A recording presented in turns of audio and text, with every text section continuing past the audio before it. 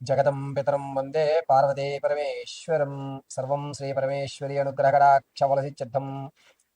మీనరాశి వారికి ఈ సంవత్సరం అంతా కూడా ఎటువంటి దేవాలయాన్ని దర్శనం చేసుకుంటే మీ జీవితంలో మార్పులు సంభవిస్తాయి, ఆర్థికంగా నిలబడ్డానికి ఎటువంటి దేవతారాధన చేయాలి, నవగ్రహాల్లో ఏ గ్రహాన్ని ఆరాధించడం వల్ల మీకు అంతా శుభం జరుగుతుంది, పైగా మీకు జరిగేటువంటి ప్రమాదాల నుంచి బయటపడాలి అనుకుంటే ఎటువంటి మూలమంత్రాన్ని, ఏ మాలని మనం ధరించడం వల్ల కాలం కర్మం రెండూ కలిసి వస్తాయి అనేటువంటి విషయాన్ని మనం పరిశీలన చేసుకున్నట్లయితే, ముందుగా ఎవరెవరు ఈ మీనరాశిలోకి ఇచ్చేస్తారు అనేటువంటి విషయంలో పూర్వభాద్ర 4వ పాదం, ఉత్తరాభాద్ర 4 పాదాలు, రేవతి నక్షత్రం 4 పాదాల వారు కూడా ఈ మీనరాశిలోకి ఇచ్చేస్తారు.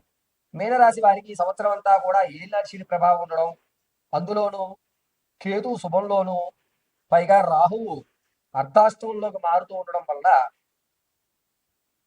మానసికమైనటువంటి ఒత్తిడికి ఎక్కువ లోనవుతారు. ధనం ఉంటుంది, కానీ వీళ్ళెవరు నా వాళ్ళు కాదు, నేను ఎందుకు ఇంత సంపాదించి వీళ్ళందరికీ పెట్టడం అనేటువంటి విధానంలోకి రావడం, ఈ దెబ్బతో ఈ పని చేయడం వల్ల నేను సెటిల్ అయిపోతాను అనుకున్నటువంటి విషయం కొంచెం దూరంగా జరగడం, పైగా ఇప్పటి వరకు మీకు గౌరవం ఎక్కడైతే లభించిందో అక్కడ మిమ్మల్ని డిగ్రేడ్ చేసేయడం అనేటువంటిది ఎక్కువగా గోచరిస్తున్నాయి. ఈ మీనరాశి వారు సంవత్సరాంతా కూడా ఏళ్ళనాటి శని ప్రభావం కాస్త ఎక్కువగానే ఉందని చెప్పుకోవాలి. మీ మొహంలో గ్లామర్ అనేటువంటి తగ్గిపోతుంది, ముఖ వచ్చస్సు కాస్త క్షీణించేటువంటి అవకాశం లభిస్తుంది. కాబట్టి ముందుగా ఈ మీనరాశి వారు అహోబిల లక్ష్మీ నరసింహస్వామి వారి దర్శనం చేయడం చాలా ఉత్తమం. అహోబిలంలో నవమూర్తులైనటువంటి లక్ష్మీ నరసింహస్వామి వారిని దర్శనం చేసుకుని ఆ ప్రాంగణంలో నిద్రించి మరుసటి రోజు ఉదయం స్వామివారి దర్శనం గావించుకొని రావడం చాలా శ్రేయస్కరం. కాలమాన పరిస్థితుల ప్రకారంగా కానీ, లేకపోతే కొంతమందికి ఏడు సూతకం వల్ల కానీ మేము దేవాలయాలకు వెళ్ళలేకపోతే మీరేం చేయాలి గురువు గారు అనేటువంటి వారు ఇంట్లోనే లక్ష్మీ నరసింహస్వామి వారి ఆరాధన మనసులోకి చేసుకోండి.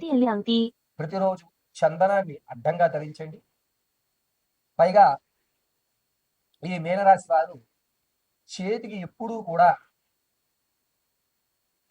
పసుపు వస్త్రాన్ని ధరించి ఉంచండి. అంటే పసుపు కలర్ థ్రెడ్ కానీ, లేదా ఒక బెల్ట్ లాంటిది పసుపు కలర్లో ఉండే విధంగా కానీ ధరించండి. పైగా మీనరాశి వారికి రానున్న రోజుల్లో, అంటే జూలై 19వ తారీఖు తర్వాత నుంచి మానసిక ఒత్తిడి మరి కాస్త ఎక్కువ అయ్యేటువంటి అవకాశం లభిస్తుంది. కాబట్టి కొన్ని రోజులు జనాలకు దూరంగా ఉండి ఏదన్నా లక్ష్మీ నరసింహస్వామి వారి దేవాలయం, ముఖ్యంగా అయితే అహోబిలానికి మించినటువంటి వ్యవస్థ మరొకటి లేదు. ఒకవేళ అహోబిలం వెళ్ళలేనటువంటి వారు విజయవాడలో ఉన్నటువంటి పానకాల లక్ష్మీ నరసింహస్వామిని దర్శనం చేయండి, మీ యొక్క కష్టాలు తీరుతాయి.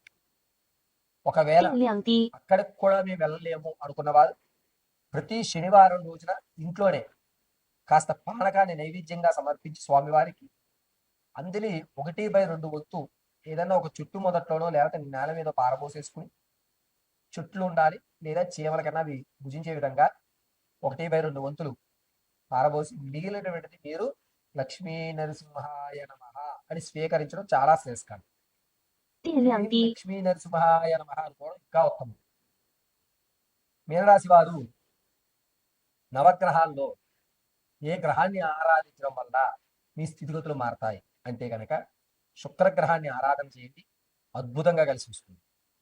హిమకృంద మృణాలాభం దైత్యానం పరమం గురుం సర్వశాస్త్ర ప్రవక్తారం భార్గవం ప్రణమామ్యహం అని 54 సార్లు పఠించి ఒక గ్లాసు నీళ్లు స్వీకరించండి.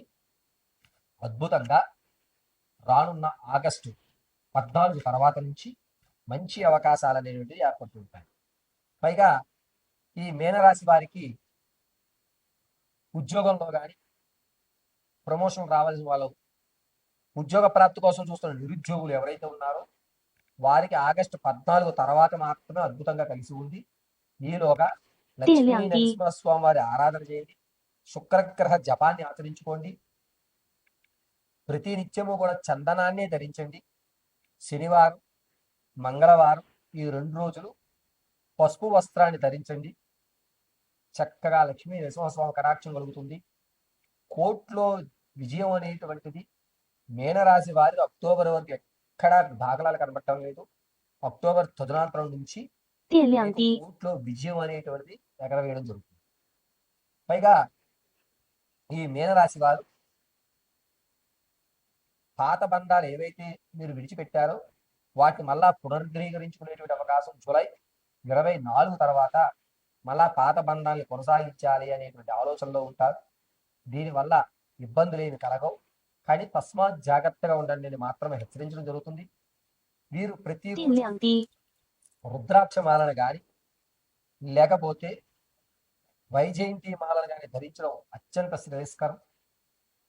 ఈ మీనరాశి వారు రానున్న అక్టోబర్ 23 తర్వాత ఆర్థికంగా నిలబడతారు. సెకండ్ ఇన్కమ్ అనేది ఖచ్చితంగా జనరేట్ అవుతుంది.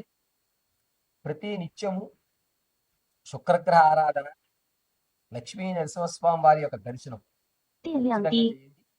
ఒకవేళ మీకు దగ్గరలో కనుక లక్ష్మీ నరసింహస్వామి వారి దేవాలయం లేదు, మీరు అహోబిలం వెళ్ళలేని పరిస్థితి, అదేవిధంగా పానకాల లక్ష్మీ నరసింహస్వామి వారిని కూడా దర్శనం చేసుకోలేని పరిస్థితిలో ఉన్నట్లయితే కనుక ప్రతి నిత్యము మీ ఇంట్లో ఉన్నటువంటి లక్ష్మీ నరసింహస్వామి వారి అభిముఖంగా ఎర్రటి గులాబీలు 11 ఎర్ర గులాబీలు స్వామివారి పాదాల వద్ద ఉంచి క్లీం లక్ష్మీ నరసింహాయ నమః అని 电量 చెప్పుకొని 低， దీపారాధన అనేటువంటిది ఆవదంతో దీపారాధన చేయండి.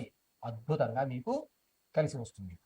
పైగా ఈ మీనరాశి వారు మీ యొక్క జాతక వ్యవస్థని కేవలము నేను గోచారారీత్యా మాత్రమే తెలియజేశాను. వ్యక్తిగతంగా మీ యొక్క జాతక పర్యంతం తెలుసుకోవడానికి కింద స్క్రోల్ అవుతున్న నెంబర్ని సంప్రదించుకోండి. పైగా ఈ మీనరాశి వారు వచ్చేటువంటి జూలై తర్వాత పాత బంధాలు ఏవైతే ఉన్నాయో అవి పునరుద్ధరణ చేసుకుందాం అనే ఆలోచనలో ఉంటారు కాబట్టి వారికి మీ యొక్క పూర్తి విషయాన్ని తెలియజేయకుండా ఎక్కడ వరకు వారు మిమ్మల్ని నమ్ముతారు అనేటువంటి విషయం మీకు ఒక అంచనా ఉంటుంది కాబట్టి ఆ ఆర్థిక లావాదేవీలు తెలియజేయకుండా మీ విషయాల్ని మీ యొక్క కొనసాగింపు అనేటువంటి చెయ్యండి. ఈ విషయంలో మాత్రం చాలా జాగ్రత్తగా ఉండండి. పాత బంధాలు ఏవైతే 电量低， ఉన్నాయో వాటి విషయంలో వచ్చేటువంటి జూలై 28 తర్వాత నుంచి తస్మాత్ జాగ్రత్తగా ఉండండి. సర్వం పరమేశ్వరార్పితం.